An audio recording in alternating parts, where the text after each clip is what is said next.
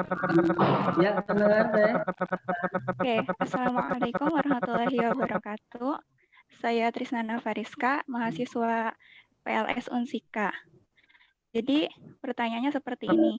Bagaimana pendapat Bapak jika ada masyarakat yang menolak vaksinasi dengan alasan masyarakat berhak memilih sendiri apa yang terbaik untuk kesehatannya?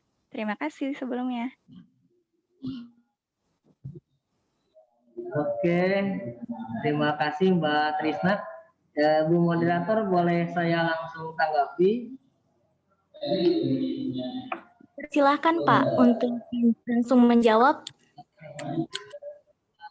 Ya, kalau menurut pendapat saya Mbak ya, kalau menurut pendapat saya, pendapat pribadi saya untuk masalah vaksinasi, kami dukung. Kalaupun memang ada masyarakat yang menolak, toh ini sudah menjadi ikhtiar kami, ikhtiar pemerintah khususnya untuk memutus mata rantai COVID sehingga COVID-19 di Indonesia khususnya di Kabupaten Karawang mengenai tentang masyarakat yang bisa memilih tentang vaksin tersebut boleh atau tidak atau kelak tentang vaksin itu sah-sah saja menurut saya, karena memang teman-teman sekalian, rekan-rekan sekalian lebih paham tentang hak daripada penduduk ataupun hak daripada masyarakat itu sendiri tentang perlindungan kesehatannya masing-masing.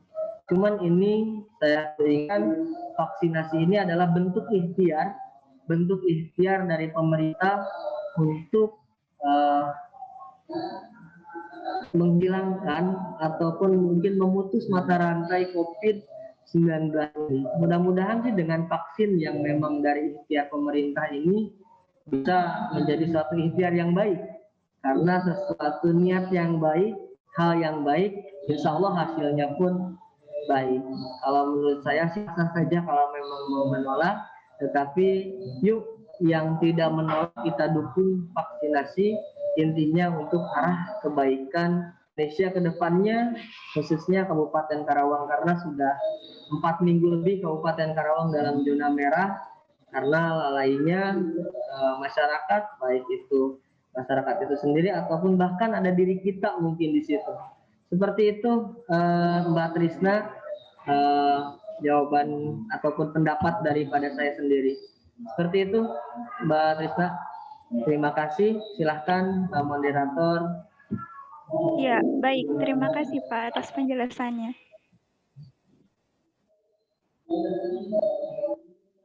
Baiklah, mungkin karena keterbatasan waktu ini saya akan membacakan saja beberapa pertanyaan yang masuk dari teman-teman di kolom chat ya.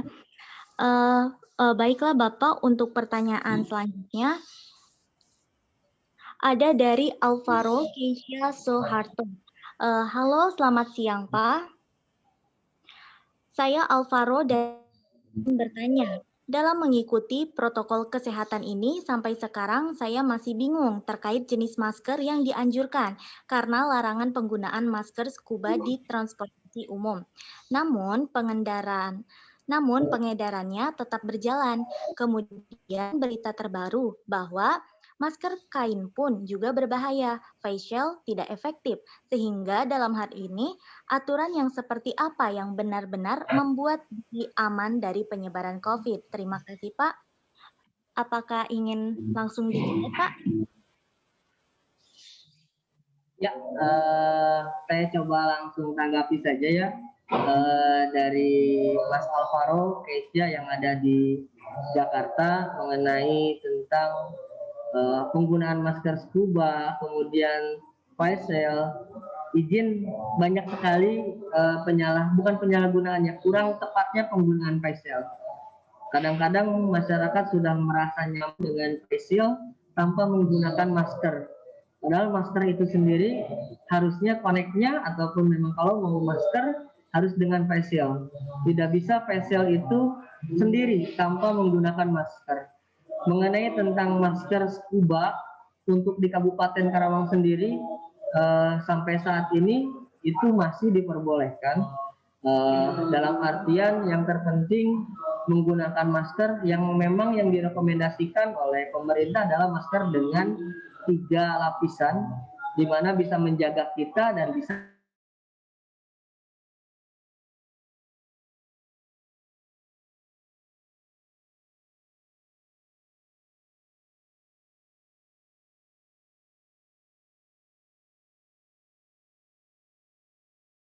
kondisinya malah membuat si pengguna tidak nyaman. Ya, ada juga yang seperti itu. Ini masker yang saya gunakan adalah compare masker scuba dengan masker 3 lapis. Mohon maaf izin yang sebelah. Nah, yang ikatan ini adalah ikatan dari bahan scuba. Depannya adalah dengan 3 lapisan memang sesuai dengan yang dianjurkan oleh pemerintah. Yang terpenting, Mas Alvaro, ketika berkendara, ketika menggunakan transportasi umum, memang disarankan menggunakan masker medis ataupun masker 2 lapis minimal atau 3 lapis. Bisa tetap menggunakan masker, Mas Alvaro, dan tetap mengikuti protokol kesehatan yang ada. Seperti itu, Mas Alvaro, ketika kita mencoba untuk memprotek diri kita sendiri, mudah-mudahan kita akan aman dan terhindar dari COVID, karena preventifnya adalah dari diri kita sendiri dengan mematuhi protokol kesehatan. Begitu Mas Alvaro, terima kasih Bang Moderator. Baiklah, bagaimana Mas Alvaro? Materinya sudah cukup atau ada yang ingin ditanggapi? Oke, baik. Artinya sudah cukup. Selanjutnya akan saya yang ketiga dari Siti Nur Aulia. Assalamualaikum, saya Vina Siti Nur Aulia dari Unsika ingin berbagi tanya. Bagaimana penanganan pihak medis terhadap pasien COVID yang meninggal? Apakah tetap sesuai dengan ketentuan agama atau bagaimana? Terima kasih. Mungkin sekalian saja pertanyaan selanjutnya itu dari Muhammad Akmal Faujan terkait menurut Bapak sendiri pelaksanaan PSBB yang diterapkan pada hari Sabtu dan Minggu apakah sudah efektif? Yang di mana penglihatan Fauzan di Kabupaten Karawang masih banyak kafe saat ramai. Jadi bagaimana Pak? Ini ada pertanyaan terkait pemakaman penanganan pasien meninggal dan juga PSBB masih ramai.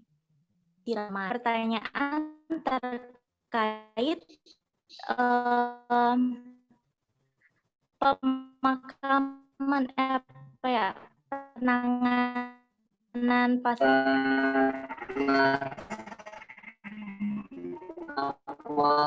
Muhammad Akmal dan juga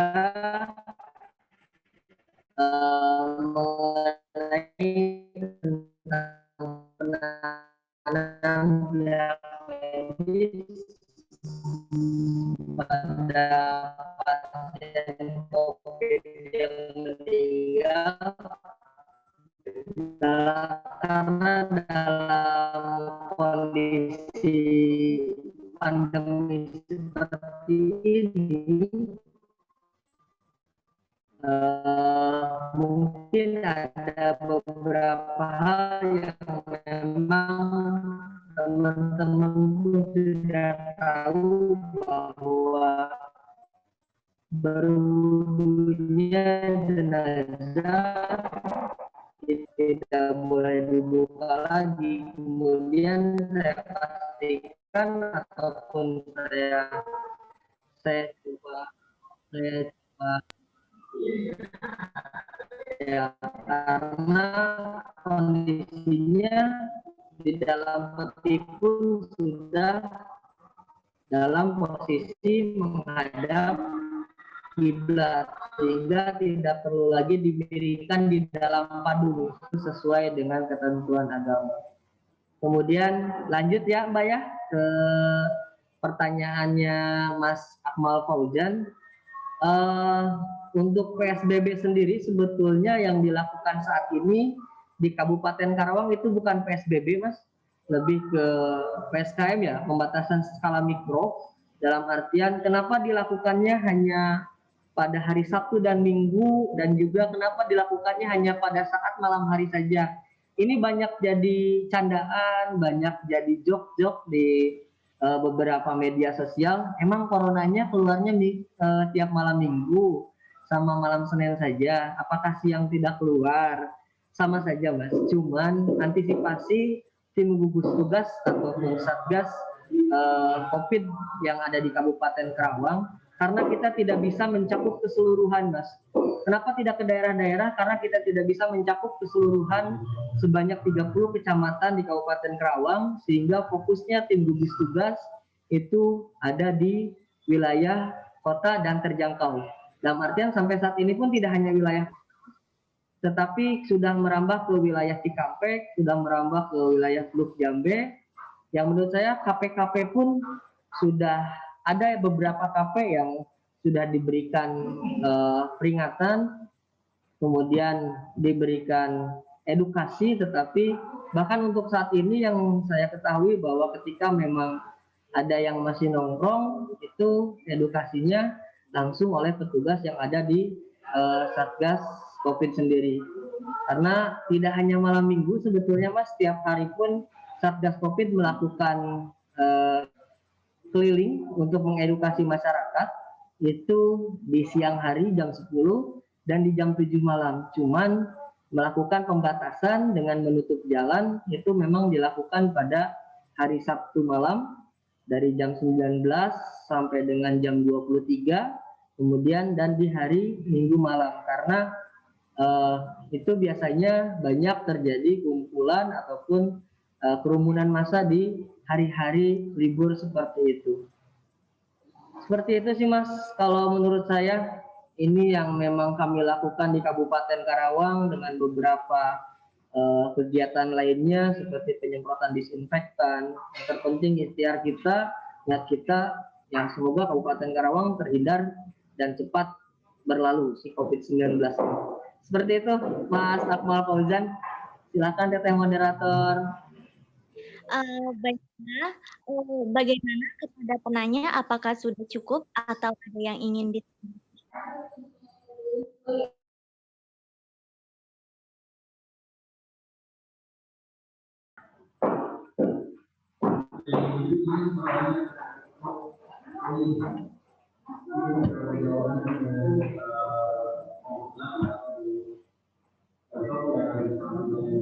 Silahkan, kalau memang ada yang perlu disampaikan lagi. Kiranya sudah cukup dari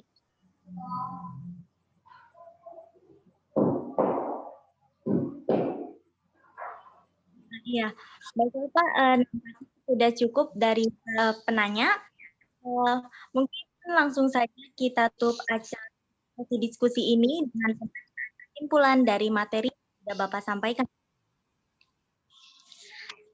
Adapun ini adalah bahwasannya di kawasan kiri fokus kepada pemutusan rantai COVID-19 dan tidak menangani secara langsung vaksin, tetapi dengan memberikan edukasi kepada terkait penerapan protokol kesehatan.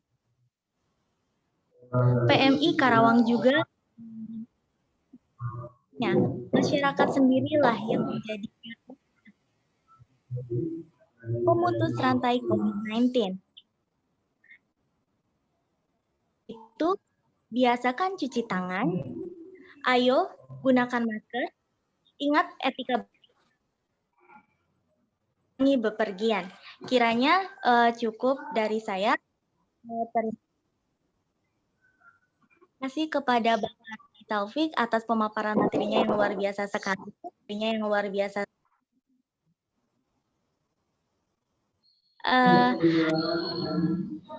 Izin saya buka ya maskernya biar kalau ketemu. Ya, silakan.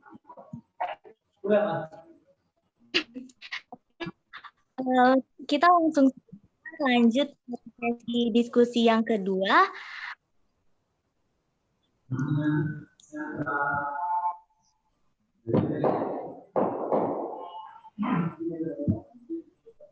yang dibacakan yang akan disampaikan oleh Bapak Safuri Musa.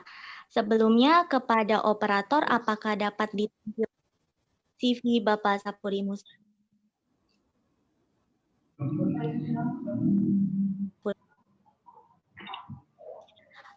Baik, teman, kita diskusi yang berbahagia. Pemberdayaan masyarakat menjadi isu yang terus digencarkan dengan giat. Pemberdayaan masyarakat juga berarti meningkatkan harkat dan martabat. Namun hadirnya COVID-19 seolah-olah turut memastikan masyarakat sehat, selamat, sekaligus bermartabat. Inilah dia pemateri kedua kita. Beliau adalah Dr. Haji Safuayu, tanggal 4 September 1964. Pendidikan terakhir beliau S3 UPI Bandung, lulus tahun 2003 program studi pendidikan masyarakat. Jabatan saat ini Ketua Khusus Rektor dan Dosen, serta dosen program studi pendidikan masyarakat untuk pengalaman. Guru SMA Negeri 2 di Kepala SKB di Timur Timur, program di PP dan Dikmas Jawa Barat, Kasubit Pendidikan Dasar Dikti Dirjen PNFI Kemendikbud, Kepala BP PAUD dan Dikmas Regional 7 Mataram, NTB, Kepala BP PAUD Regional 6 Banjarbaru, Kalimantan Selatan, Ketua LPPM Unsika, Wakil Rektor 2 Unsika, dan Staf Khusus Rektor. Alamat Jalan Lapang 1 nomor 26 Cikole, Lekang, Bandung, Jawa Barat. Nomor telepon 088808082123. Email safuri@unsika.ac.id. Sama seperti sesi sebelumnya, saya izin mengingatkan kepada Bapak Safuri Musa bahwasanya pemaparan materi berlangsung selama 30 menit, kemudian dilanjut dengan diskusi selama 15 menit. Dan kepada peserta semua, silakan untuk menyimak dan atau mengajukan pertanyaan kepada pemateri kita melalui kolom chat yang tersedia. Baiklah, langsung saja tanpa berlama-lama, saya persilahkan kepada Bapak Safuri Musa. Waktu dan tempat saya persilahkan.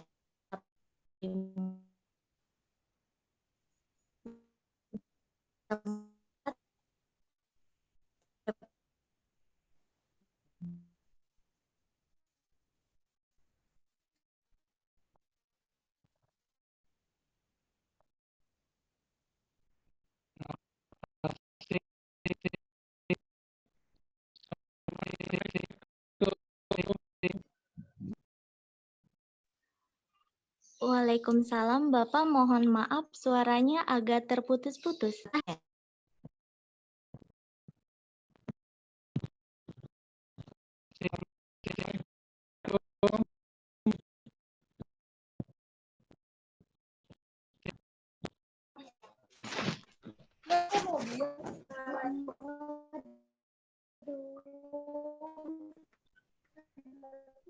Ina,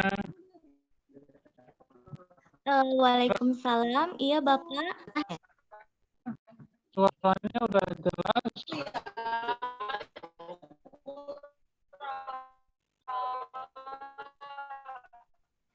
Ina, suaranya jangan dimatikan. Iya Bapak, apakah suara Cina terdengar? Ya, suara Kina jelas. Suara saya terdengar nggak? Suara saya Sudah jelas Pak. Kina jelas nggak? Jelas. Oke, baik. Kita mulai ya. Tolong kita operator slide berikutnya. Jadi kita kasih saudara-saudara kita dengar mahasiswa PLS Unsika. Pada kesempatan ini saya akan menyampaikan satu topik ya. Pertama, bicara mengenai sekilas tentang protokol kesehatan. Kedua, dampak pandemi COVID. Ketiga, konsep pemberdayaan masyarakat. Keempat, strategi dasar pemberdayaan masyarakat. kelima prinsip pemberdayaan masyarakat, keenam program pemberdayaan masyarakat di masa pandemi COVID, dan terakhir kesimpulan. Selanjutnya, slide berikutnya.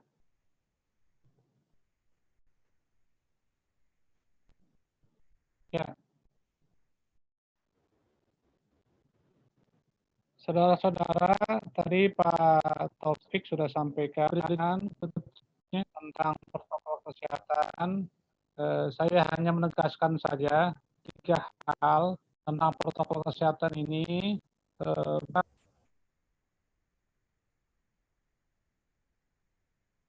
Semua pihak agar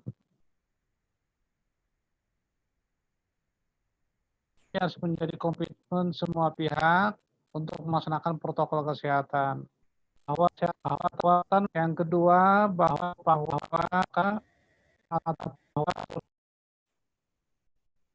protokol kesehatan bukan hanya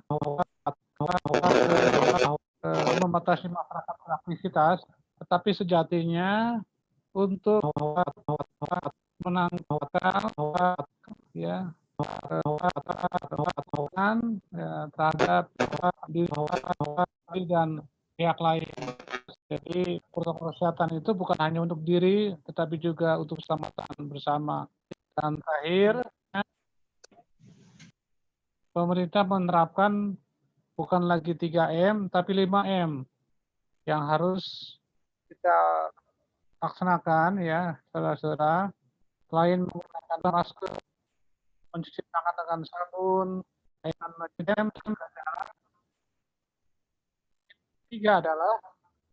yang keempat adalah bagaimana kita menjauhi kerumunan. Jadi, kalau kita tidak dianggap penting, tidak dianggap perlu, maka sebaiknya kita sementara ini hindari kerumunan.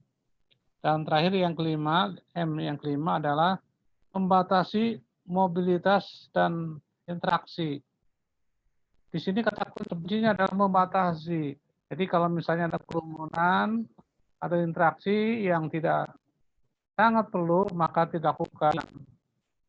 Tetapi bukan berarti tadi seperti disampaikan oleh Pak Syahid ya, mengenai ada satu kasus karena seseorang kena COVID, kemudian tidak beraktivitas, kemudian secara ekonomi lumpuh. Dengan hal ini, boleh kita disarankan melakukan kegiatan aktivitas ekonomi, melakukan usaha, karena kebutuhan dasar manusia juga harus dipenuhi ya, kebutuhan untuk pekerjaan, cari nafkah. Walaupun demikian, harus tetap menjalankan protokol kesehatan. Nah ini 5M itu harus diwujudkan, sehingga mata rantai COVID segera berakhir. Seperti disampaikan tadi oleh Pak Taufik, Kabupaten Kerawang sudah, menurut catatan itu sudah 7 minggu. 7 minggu zona merah. Artinya apa? Artinya bahwa penyebaran virus itu terus berlangsung sampai saat ini. Angka nasional, sekali lagi angka nasional untuk yang terpapar COVID sekarang sudah mencapai 1 juta. Satu hari sekarang lebih dari 10.000 yang terpapar. Sehingga kenyataannya bahwa penyebaran COVID masih terus tetap tinggi. Dan ini harus diwaspadai oleh kita semuanya, termasuk Ibu Menteri Pendidikan Nasional dan Ibu Rektor sekarang, juga untuk di Unsika pembelajaran diperpanjang ya, dengan belajar di rumah, ya bekerja di rumah, karena belum memungkinkan untuk melakukan proses pembelajaran secara luring. Berikutnya, materi berikutnya.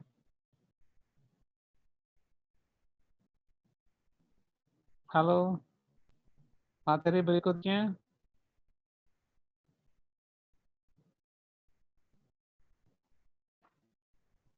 Operator, ya oke. Nah ini saudara-saudara, dampak COVID-19 ini ada 3 Ya, menurut para ilmuwan, para peneliti, dampak COVID utama yang tertinggi adalah pertama, menurunnya daya beli masyarakat. Kedua, ketidakpastian usaha dan investasi. Dan terakhir adalah pelemahan ekonomi. Ini dampak yang tertinggi. Sehingga beberapa hari yang lalu, Gubernur Jawa Barat menghimbau kepada para pegawai supaya tidak menabung dulu sementara katanya, ya, untuk membelanjakan uangnya. Karena ekonomi sekarang lumpuh, ya, uang beredar sangat minim, usaha investasi juga berkurang, termasuk kegiatan ekspor impor juga terhenti, ya, karena orang membatasi diri. Nah, ini dampak yang utama. Yang berikutnya, laporan dari UNESCO menyebutkan bahwa pandemi COVID ini mengancam 577 juta. Jadi angkanya sangat luar biasa, 0,5 miliar ya. 0,5 miliar itu pelajar dari pendidikan prasekolah sampai dengan pendidikan menengah, dan 86 juta pelajar dari pendidikan tinggi atau mahasiswa ini seluruh dunia. Dampaknya terus belajar di rumah.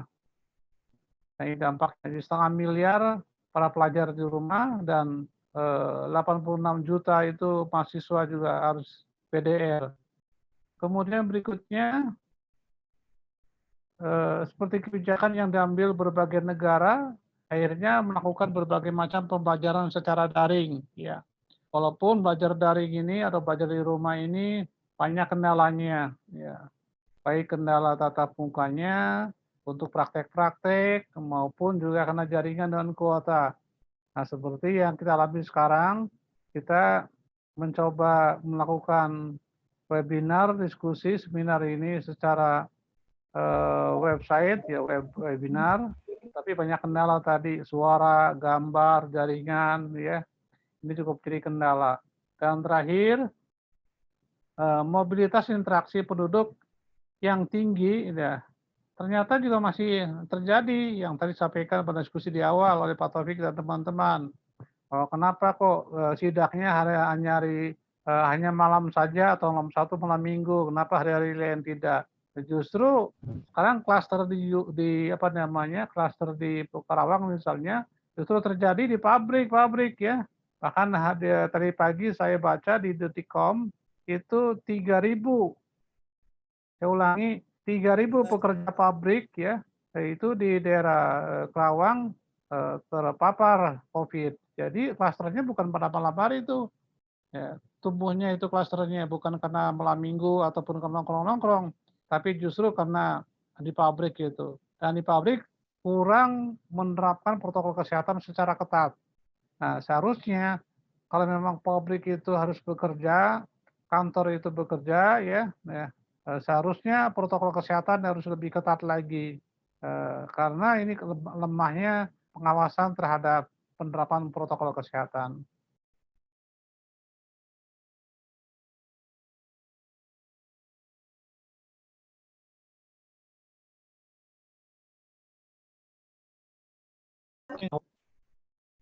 Operator? Ya, ya. Saudara-saudara, nah, sekarang bagaimana langkah kita melakukan pemberdayaan di masa COVID ini, ya, di masa pandemi ini. Jadi walaupun kita dihadapkan dengan pandemi COVID, proses pemberdayaan masyarakat itu harus tetap dilaksanakan. Tidak boleh tidak, ya, karena menurut paradigma pembelajaran, paradigma kehidupan, itu kebutuhan dasar manusia yang pertama itu adalah makan dan minum, ya. Ya, pertama itu. Kedua adalah rasa aman. Ketiga sosialisasi, sosialitas, penghargaan dan aktualisasi diri. Sehingga kita sebagai mahasiswa program studi pendidikan luar sekolah, pendidikan masyarakat, harus terus berupaya, ya. Dalam kondisi apapun kita harus berupaya untuk meningkatkan kapasitas diri dan kapasitas masyarakat. Dan di sini ada 3 konsep yang akan saya ajukan. Apa itu konsep pemberdayaan, apa itu konsep masyarakat, dan apa itu konsep pemberdayaan masyarakat. Jadi intinya bahwa pemberdayaan itu adalah suatu proses, cara, ataupun juga suatu upaya untuk memampukan masyarakat ya, untuk selalu berikhtiar ya. Jadi kata kuncinya itu adalah bagaimana kita mendorong masyarakat untuk melakukan ikhtiar seoptimal mungkin ya, pemberdayaan. Karena selemah apapun manusia itu punya daya, punya potensi, dan daya potensi itu harus dimaksimalkan, diikhtiarkan. Kemudian masyarakat, konsep masyarakat itu adalah kesatuan manusia yang hidup berinteraksi dalam suatu wilayah ya, yang memiliki aturan ada tertentu ya, yang memiliki cohesiveness di antara satu sama lain, yang hidup bersama. Dan dengan demikian maka konsep pemberdayaan masyarakat adalah intinya memampukan mengembangkan potensi masyarakat seoptimal mungkin. Nah, ini yang harus kita emban sebagai mahasiswa PLS ya, mahasiswa Penmas.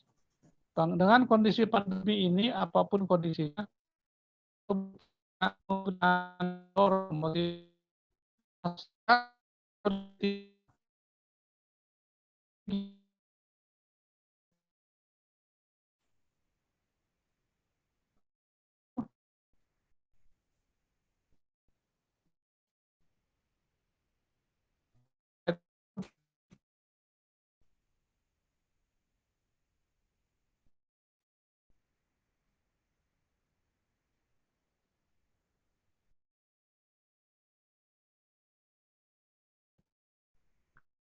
saya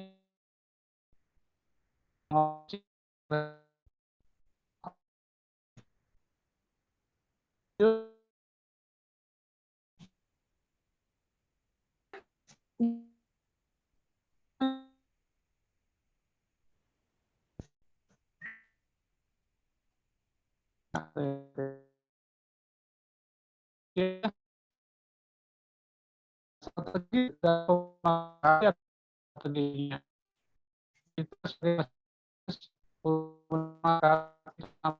itu tumbuh kembang bagaimana dengan vokasi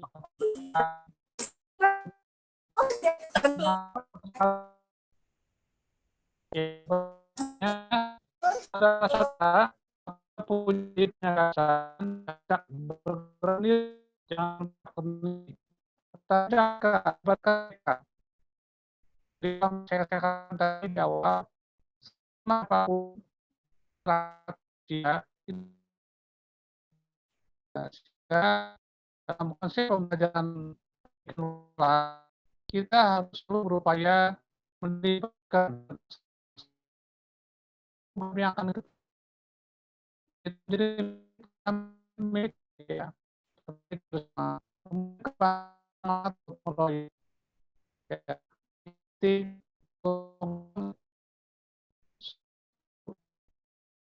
pengambilan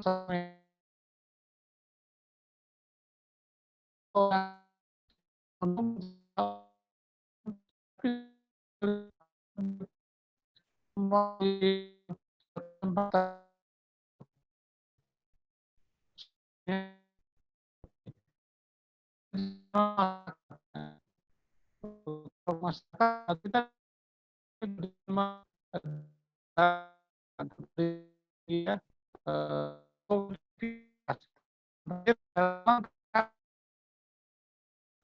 mungkin kita memiliki dan ini terkait kemudian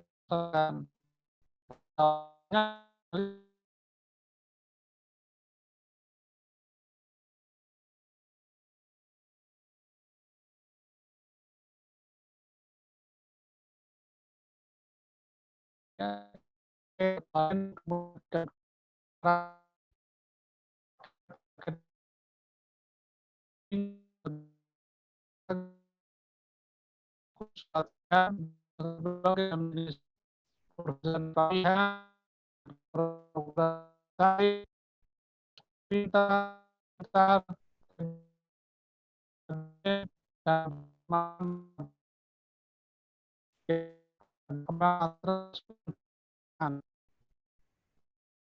terus pun masyarakat dalam mengambil alih. Jadi bila ide untuk dari kita, tapi mereka untuk keputusan bersama. Jadi jangan sampai kita punya gagasan kita melaksanakan. Itu adalah salah satu cara yang sah ya. Sebaiknya walaupun kita punya gagasan, silakan masyarakat untuk melakukan. Berikutnya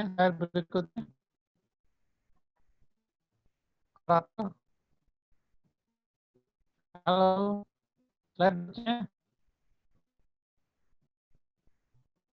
ya. Misi peran masyarakat itu ya. Doum itu intinya tiga hal, dari masyarakat, oleh masyarakat, dan untuk masyarakat. Jadi kita hanya fasilitasi, bukan mahasiswa atau kita sebagai pembawaan adalah bagaimana kita gagasan kita, ide kita itu munculkan dari masyarakat ya. Jangan dari kita gitu. Jangan pelaku yang menonjol. Jadi yang ditampilkan program PLS itu, mahasiswa PLS itu gitu, bukan menunjukkan akunya ya. Tapi menunjukkannya. Dan itu pun juga mengatakan bahwa ketika kita sampai gagasan menurut kebaikan, maka orang memberikan, maka orang yang melaksanakan pun akan pahala ya, apa yang dapat kita sampaikan. Sehingga jangan tunjukkan dari diri kita, jangan tunjukkan aku kita, walaupun ide dari kita, tapi dorong masyarakat untuk memiliki ide gagasan itu sehingga masa dihargai ya. Apalagi maaf misalnya pada tertentu, masalah tertentu, masa mempunyai harga diri, mempunyai keegoan itu dari orang-orang tua, apabila idenya itu dikatakan oleh yang muda, gitu, malah lebih tengah gitu kan. Sebagai agent lobbying itu sebagai harus itu menunjukkan uangnya, tapi adalah berhasil dari masyarakat ya. Kemudian dari masyarakat, kalau itu sudah dimiliki oleh masyarakat, menjadi concern bersama, menjadi harapan bersama, maka kalau masyarakat juga akan berpartisipasi. Jika itu dari kita, maka akan kurang mendukung. Tapi sebaliknya, jika gagasan ya, itu muncul masyarakat akan terlibat.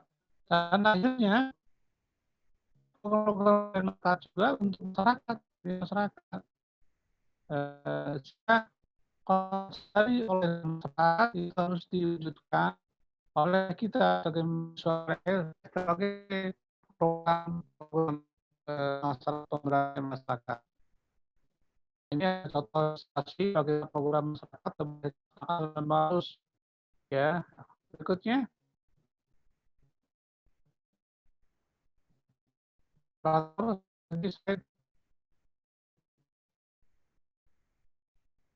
oke. Nah, ini adalah bagaimana resiliensi ya di masa pandemi COVID-19. Tadi juga Pak Said sudah sampaikan bagaimana di COVID ini kita jangan papar tinggal mengalami resiliensi. Tetapi kalau misalnya tidak terpapar pun tinggal di rumah, harus berusaha, juga harus juga mempertahankan resiliensi. Apa resiliensi? Resiliensi adalah kemampuan kita, kemampuan masyarakat ya terhadap berbagai macam tekanan, terhadap berbagai gangguan, terhadap berbagai pengaruh mengakibatkan kita tertekan, stres gitu. Nah, kemampuan ini harus dimiliki semua orang. Kemampuan daya tahan lah. Resiliensi itu sederhana kemampuan daya tahan terhadap berbagai tekanan, fisik maupun psikis.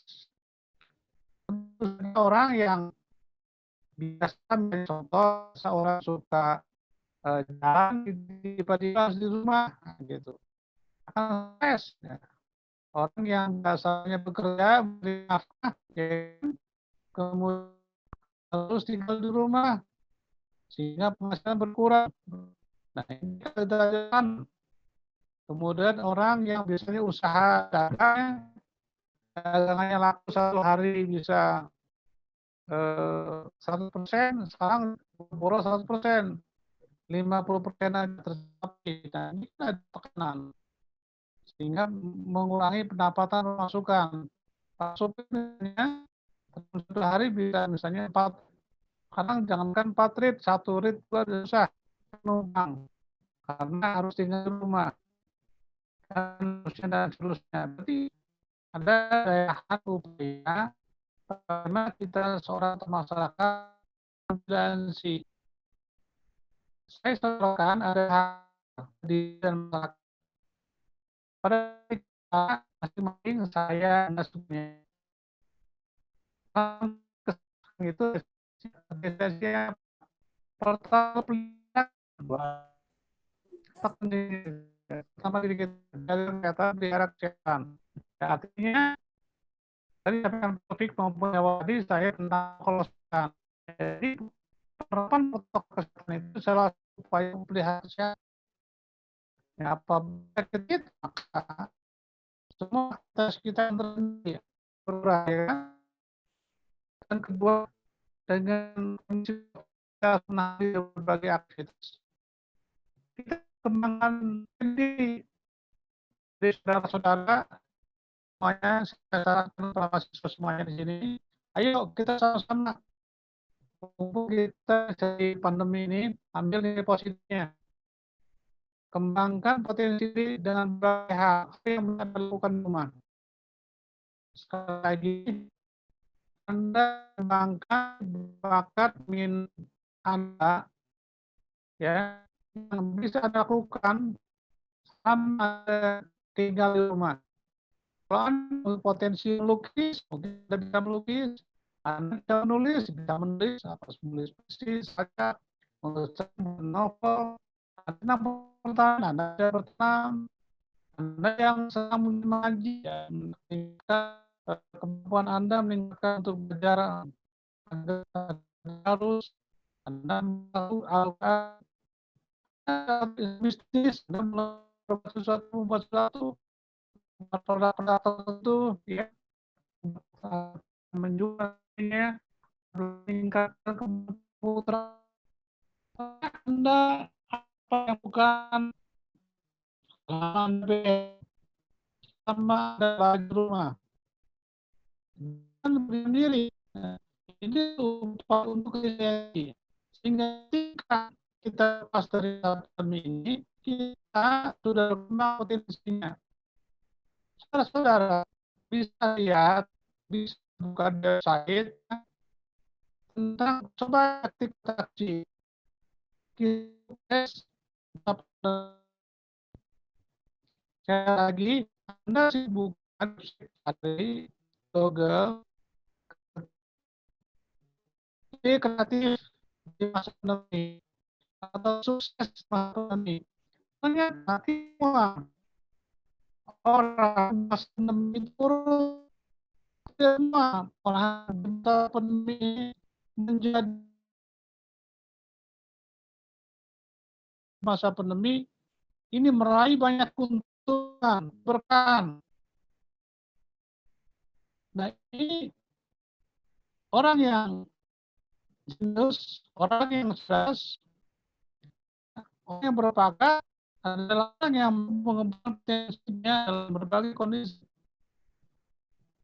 Nah, ini termasuk untuk diri saya sendiri juga, bukan saudara-saudara.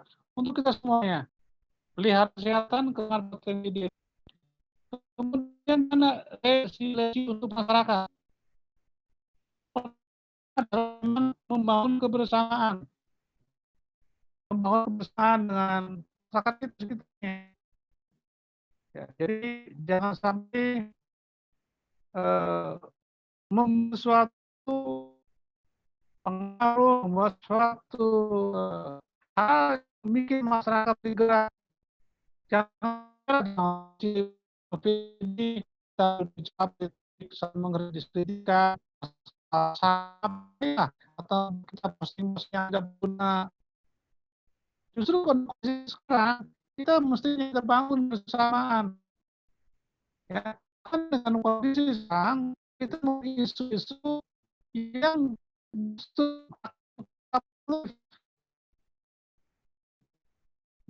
bersama apalagi kita kan wabah sekarang banjir mana gunung meletus, ya kan, gempa itu makin pedih, sakit. Makanya jangan kita media sosial untuk hal yang tetap produktif. Ya, lebih baik bersama dalam kehidupan kita. Ini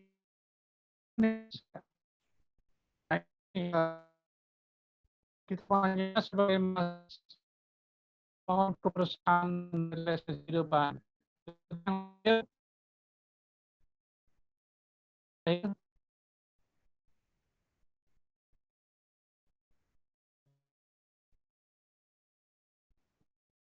Ya, lalu ya, kuncinya adalah menang hidup kita tidak pernah harus berdoa menang. Bagi orang yang bijak, setiap keputusan pasti ada kemudahan.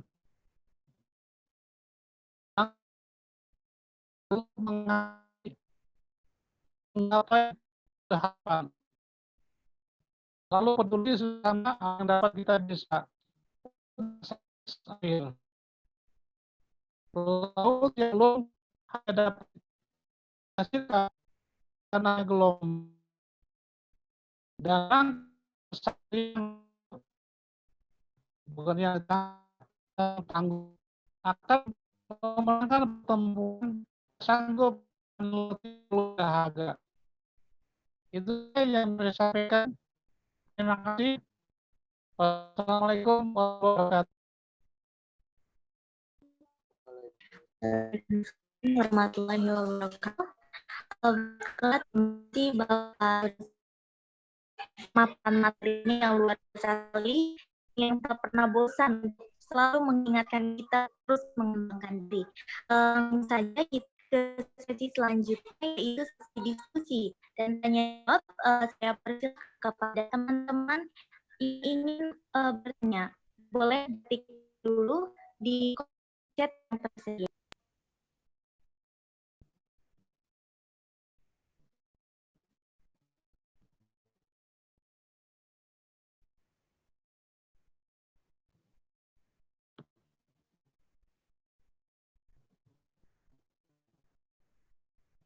Silakan bertanya di chat aja karena waktunya belum pasar ya.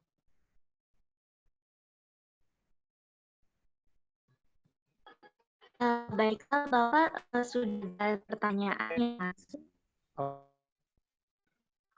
dari hasil AUNS. Saya bacakan saja ya Pak. Saya izin bertanya kepada Bapak Bimsa. Selain dampak juga berpublik kesehatan mental masyarakat menurut Kemenkes Jumlah penderita COVID relasinya lebih tinggi. Kaitan pastikan bagaimana kita sebagai elemen masyarakat dapat memitigasi hal ini dan di kita sendiri dapat berikan menjaga keadilan mental kita. Terima kasih. Mungkin dapat langsung Bapak jawab. Silahkan. Terima kasih moderator dan penanya ya. Penyanyi dari Juliana. Saya penelitian Pak dari berbagai negara, ada satu kenyataan begini.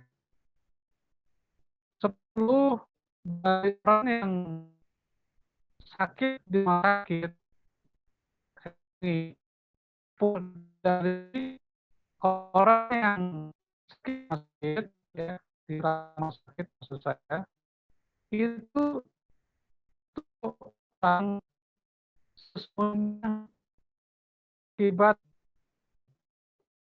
sakit dan hanya di bangsa yaitu itu sampai berikan bukan pernyataan ini bahwa lebih rentan sakit psikis atau sakit fisik ya supaya tidak apa namanya terkena gangguan mental. Nah, cara pertama orang yang beragam ya. Nih ya. Dalam surat mengatakan setiap manusia diuji dengan kekurangan, dengan sakit, dengan apa. Yang terbaik adalah kita harus ya, apa jadi kalau misalnya kota sebagai orang beriman, dia puji hati.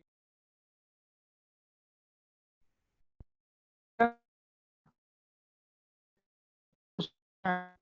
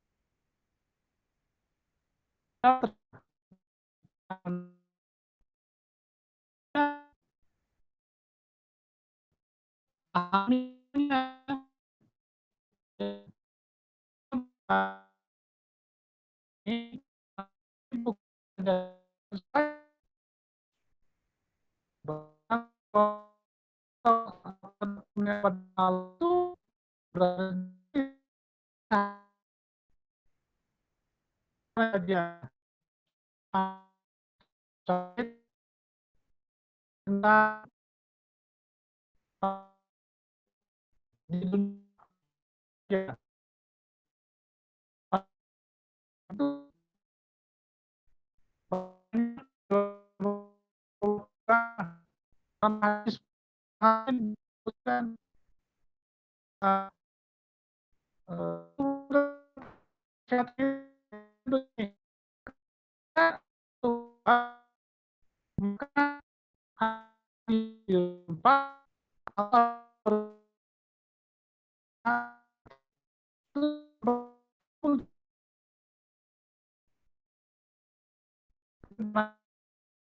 Nah,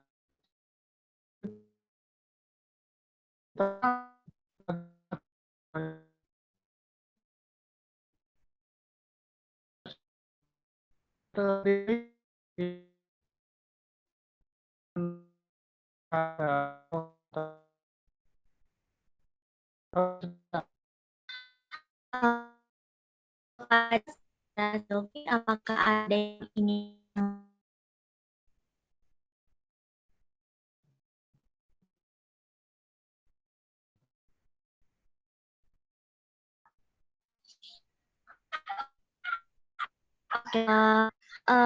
saya persilakan lagi kepada teman-teman apabila ada yang masih ingin ditanyakan karena Jovi sudah cukup.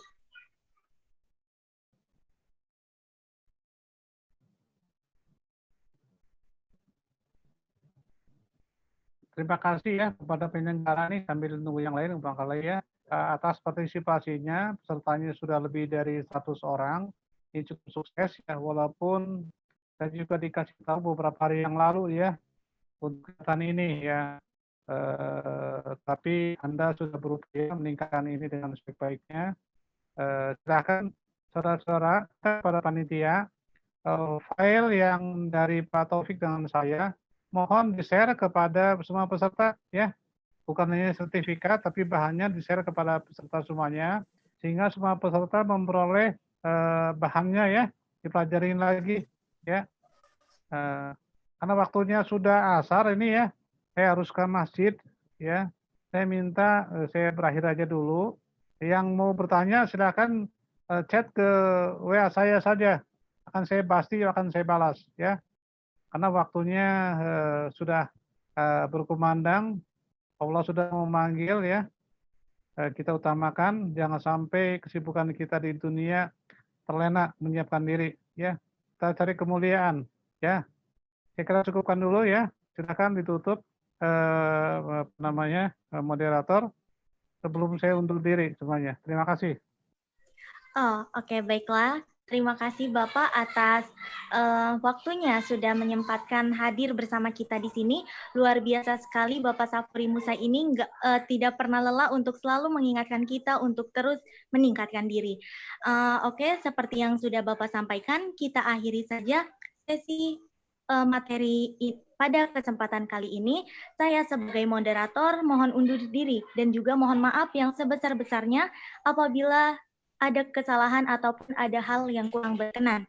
Untuk selanjutnya, saya serahkan kembali kegiatan ini kepada MC. Dipersilakan.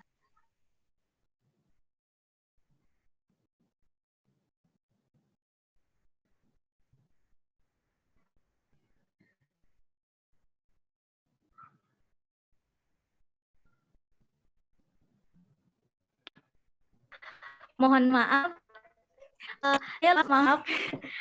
Sebelum ditutup, ya membacakan kesimpulan dari materi yang sudah Bapak Safri Musa sampaikan. Yang pertama bahwasannya prinsip pemberdayaan masyarakat bahwa protokol kesehatan adalah milik kita semua, yang mana penting bagi kita untuk menerapkannya. Yang kemudian dampak utama dari COVID-19 ini ialah menurunnya daya beli masyarakat, ketidakpastian kerja, dan melemahnya ekonomi. Pandemi juga mengancam pelajar di Indonesia. Walaupun pandemi menghambat namun pemberdayaan masyarakat harus tetap digencarkan. Konsep pemberdayaan masyarakat intinya adalah ikhtiar atau upaya meningkatkan kesatuan hidup masyarakat. Sebagai mahasiswa Penmas, khususnya, harapnya selalu memotivasi masyarakat untuk terus ikhtiar di masa pandemi ini. Selain itu, jangan lupa untuk selalu melibatkan masyarakat terkait inovasi yang ada. Jadikanlah inovasi tersebut milik bersama agar yang maju tidak hanya kita sendiri saja, tetapi juga masyarakat. Sekian. Oke, sekali lagi saya mohon maaf atas kehilafannya. Saya serahkan ke MC. Terima kasih. Terima kasih kepada moderator yang telah memimpin jalan materi kali ini. Dan terima kasih juga kepada para peserta yang telah mengikuti kegiatan Prokesmas hari ini. Sebelumnya link absensi akan diberikan setelah dokumentasi ya teman-teman. Sekarang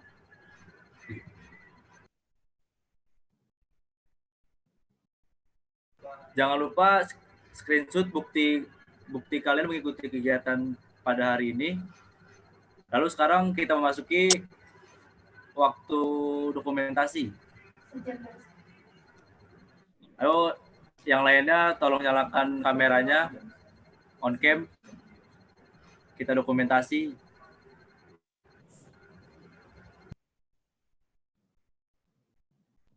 Ya, silakan muncul semuanya. Kelihatan cakepnya, gantengnya. Ini Berliana mana? Berliana. Berliana Permatasari. Ayo on cam yang lain. On cam. Adi Karnadi udah baru bangun tidur ya. Berliana mana Berliana?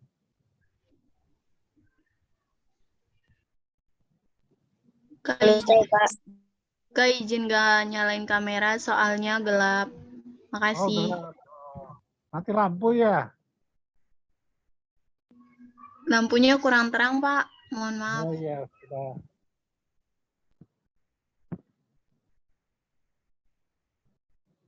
Oke, saya izin ya. Semuanya sudah ya.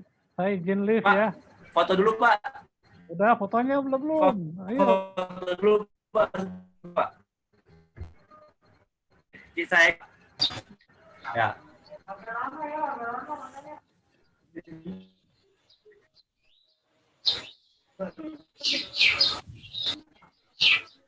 Satu, dua, empat, lima. Lagi ganti gaya. Ada 5 layar. Satu, dua, empat, lima. Lagi ganti. Satu, dua, tiga, empat, lima. Dua kali lagi.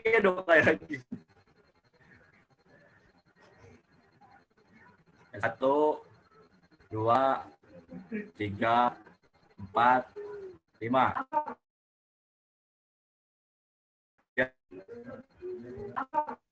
Ya, terima kasih kepada